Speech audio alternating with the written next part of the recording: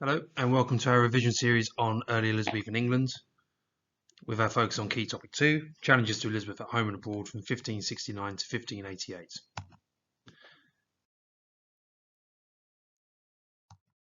Today's focus is part 4, the last part of key topic 2, which is the Spanish Armada in 1558.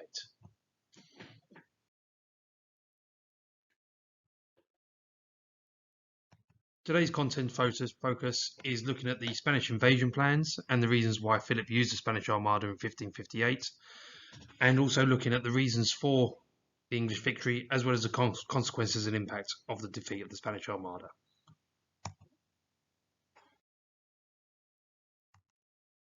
So the reasons for launching the Armada is a potential 12 or 16 mark question. There are 4 key reasons to look at with regards to why Philip II launched the Armada. A long-term factor is the religious element. So as we saw in the episode regarding plots at home for Elizabeth, which is 2.1, the papal bull was issued by Pope Pius V in 1570, which excommunicated Elizabeth regarding her religious settlement and the outcome of the rebellion of the Northern Earls. Let's also remember that in that particular episode, we looked at the 3 plots against Elizabeth with regards to Ridolfi, Throckmorton and Babington, and there was Spanish and papal implications in those plots against Elizabeth. And Philip had a long-term view of wanting to get rid of heresy against the Catholic religion, of which a Protestant country is committing heresy against Catholicism.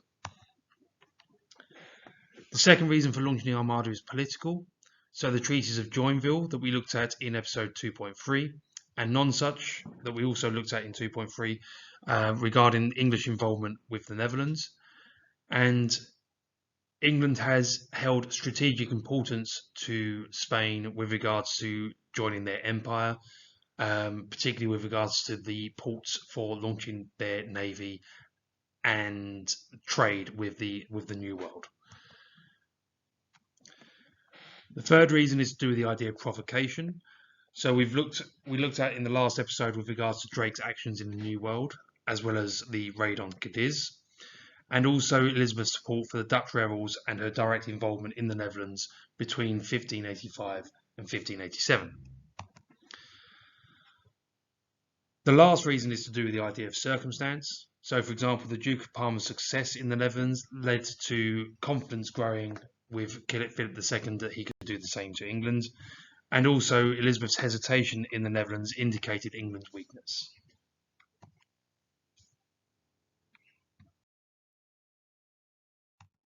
Now let's focus on the idea of how England defeated the Armada, which was an exam question in a previous exam series. However, it could well repeat in the 2022 examination series.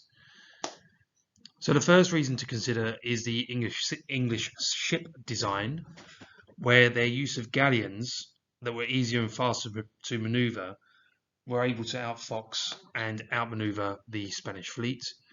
The cannons that were mounted on smaller gun carriages and could be quickly reloaded and quickly fired, and so therefore more cannonballs could be fired at greater speed. This, however, can be a limited argument, so if this is a 16-mark question, this would be put down as a limitation, is that only 24 galleons were built, and so therefore of a navy approaching thousands, they couldn't have had the greatest impact on defeating the Armada. The second reason to look at is the tactics deployed by the English. So, for example, at the Battle of Gravelines, the English sent fire ships amongst the Spanish fleet.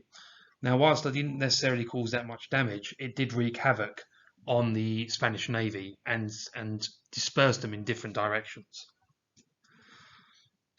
The Spanish were also up against faster and more mobile ships, and therefore the Spanish were defeated because of the idea of how the ships were much more mobile and able to fire much quicker than the Spanish. The third is to do with Spanish supplies. So we looked at in the previous episode on Drake's raid in Cadiz that the outcome of that was that he destroyed many of the Spanish supplies, particularly with regards to barrels. And so the barrels that stored the supplies had to be made from inferior wood, that was quicker to build, and therefore what occurred was that all the supplies and the food was spoiled by the long journey from Spain to England. And the fourth one was to do with the idea of the weather. And severe gales at the time caused huge damage to Spanish ships as they tried to return home through choppy Scottish and Irish waters rather than through the calmer English Channel.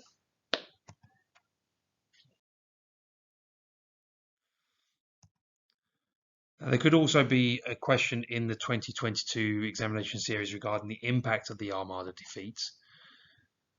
So the key features for that would be that the victory over the Armada gave Elizabeth a great propaganda victory, and it showed, certainly to the people in England at the time and those that supported Protestantism, that God clearly seemed to favour Protestantism over Catholicism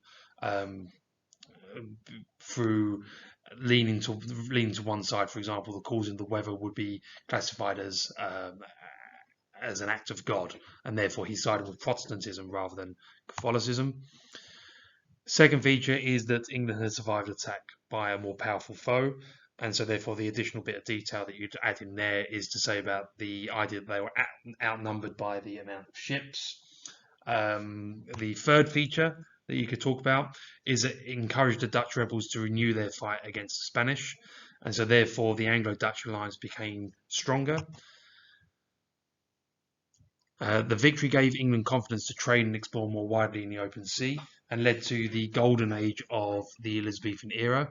That is, however, outside of the time period given by the topic, but it does actually lead on to greater exploration into the New World. And finally, the defeat of the Armada marked the beginning of a long decline in the Spanish fortunes. That's the end of this particular episode. The next episode will start on key topic 3, which will look at the idea of sport and leisure. Don't forget to like and subscribe to the channel.